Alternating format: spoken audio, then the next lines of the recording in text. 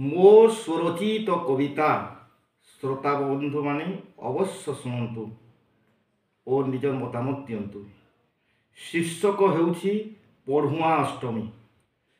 ପଢ଼ୁଆଁ ଅଷ୍ଟମୀ ପାଳନ ମାର୍ଗଶିର ମାସରେ ଅଟଇଟି ପ୍ରଥମାଷ୍ଟମୀ ଓଡ଼ିଆଙ୍କ ଭୂଇଁରେ। ଏଣ୍ଡୁରି ପିଠାର ବାସନା ପୁରି ଉଠୁଛି ଘର। ତୋଡ଼ୁ ଅଷ୍ଟମୀର ନାମରେ ଖ୍ୟାତି ରହିଛି ଯାର। ଲକ୍ଷ୍ମୀ ଠାକୁରାଣୀ ପୂଜନ ଓଡ଼ିଆଙ୍କ ଗୃହରେ। ସ୍ଥାପନ କରନ୍ତି ଲକ୍ଷ୍ମୀଙ୍କୁ କାଶାସନ ଉପରେ। ଆରାଧନା କରି ମାଙ୍କୁ କୁମ୍ଭ ସ୍ଥାପନ କରି ଆମ୍ବର ପତ୍ରର 5ଟି ଜଳ ଘଟରେ ଭରି।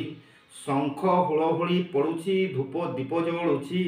ପିଠା ପଣା କରି ନୈବେଦ୍ୟ ଲକ୍ଷ୍ମୀ ଆଗେ ଥୋଇଛି। ସନ୍ତାନ ପ୍ରଥମ ଦ୍ୱିତୀୟ ବନ୍ଦାପନା ଭୂଇଁରେ। ସନ୍ତାନ ପ୍ରଥମ ଦ୍ୱିତୀୟ ବନ୍ଦାପନା ଭୂଇଁରେ। ରଖନ୍ତି ମା ଲକ୍ଷ୍ମୀ ଭଲରେ। ମା ମୁଣ୍ଡିଆ ମାରେ, ମା ମୁଣ୍ଡିଆ ମାରେ, ମା ମୁଣ୍ଡିଆ ମାରେ।